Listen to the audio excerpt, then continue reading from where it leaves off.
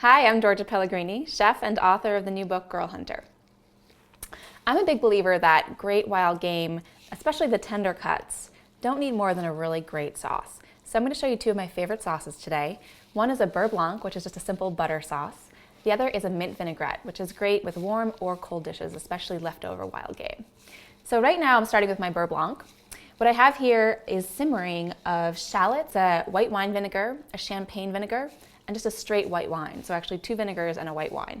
And then I have my aromatics. I have black peppercorns, I have coriander, I have bay leaves, which create a wonderful aroma as you simmer them, and I have some thyme in there as well. So that's all simmering, and it's going to reduce until it just coats the bottom of the pan. And while that's reducing, I'm going to make my mint vinaigrette. So what I have here is rice wine vinegar, which has a great sort of underlying sweetness to it. I've heated that up, and in that I'm going to pour my salt and my sugar. I'm going to let that dissolve, and it'll just dissolve really quickly in the hot rice wine vinegar. Once I've given that a nice stir, and it's all dissolved, I'm going to pour it into a cool mixing bowl, and that's where I'm going to make my vinaigrette. So into that, I'm going to add some chopped mint. And what's great about the fact that the liquid is warm, it's going to help all the flavors macerate and blend together really nicely. Then I have some nicely diced shallots.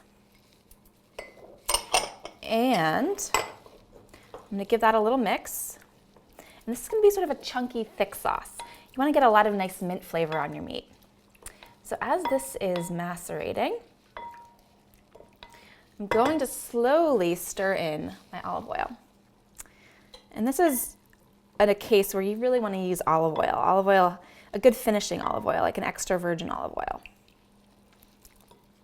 So now that that is nice and combined, I'm going to add just a little squirt of lemon juice to make it a little brighter flavor. And all you do is stick it in the refrigerator for a few hours or overnight, and it's ready to go. It's going to macerate and get the flavors really potent that way.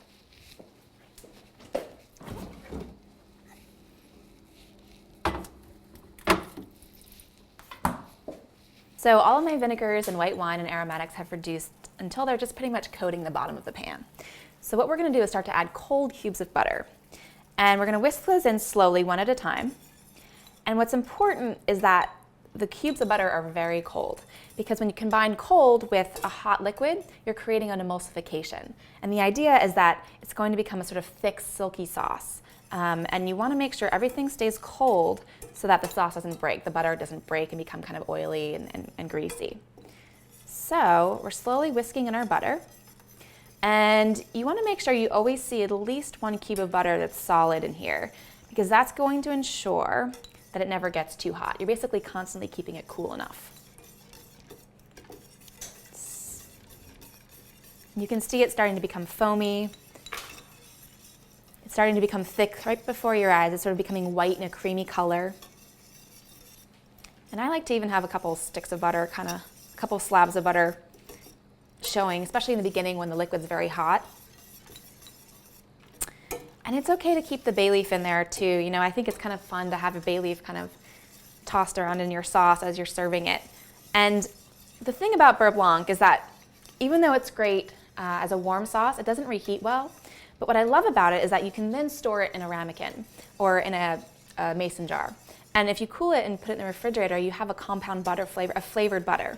And that's great on vegetables. So you can saute vegetables the next day and sort of add that butter, and it's sort of a flavorful butter that's going to really spice up any kind of side dish as well. So we're almost there. We're getting silkier.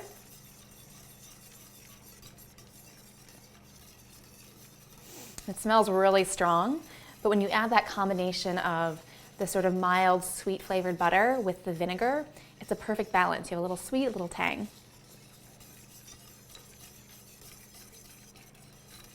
And you have those great little studded peppercorns and a little coriander in there, and that kind of adds a fun texture and color onto your dish and your final sauce. I love to use this sauce with white game meat, so wild turkey, wild hog, pheasant would be great. Anything that has sort of a very delicate flavor, just a simple butter sauce is perfect for it. So you can see we kind of have a nice silky sauce. It smells wonderful. It's sort of that sweet and tang and that sort of sour smell, which is really wonderful, and it's got a lot of sort of intrigue to the dish. Okay. And then to finish it off, you're adding a little bit of lemon juice, and that just adds some brightness to the sauce, and that's pretty important. And you can taste it and adjust, add a little salt, add a little more lemon juice, a little more butter. The idea is that it's silky and you have that really uniform emulsified texture. And basically, if you start to see that it's starting to bubble or it's starting to get a little oily looking, it means your temperature is too hot. So you want to make sure you're doing it on a medium temperature and constantly adding that cold to make the emulsification. Let's see what it looks like on some meat. Our two sauces are finished. We have this wonderful minty, crunchy, sweet and sour mint vinaigrette, and that's perfect on a pork loin or a wild hog or a pheasant. Then we have this great butter sauce, Beurre Blanc as the French say, which is sort of a sort of vinegary, sweet and sour, smooth, silky sauce. And you have that great shallot, and you have little peppercorn and coriander. It's a wonderfully aromatic sauce. And then you just add a little parsley, and this is great on leftovers, or it's great on a fresh, hot out of the oven pork tenderloin. Give these a try. They're super simple and delicious. You can find these two recipes and many more sauce recipes in my book, Girl Hunter. Girl Hunter is available on Amazon, at Barnes & Noble, at IndieBound, or wherever books are sold.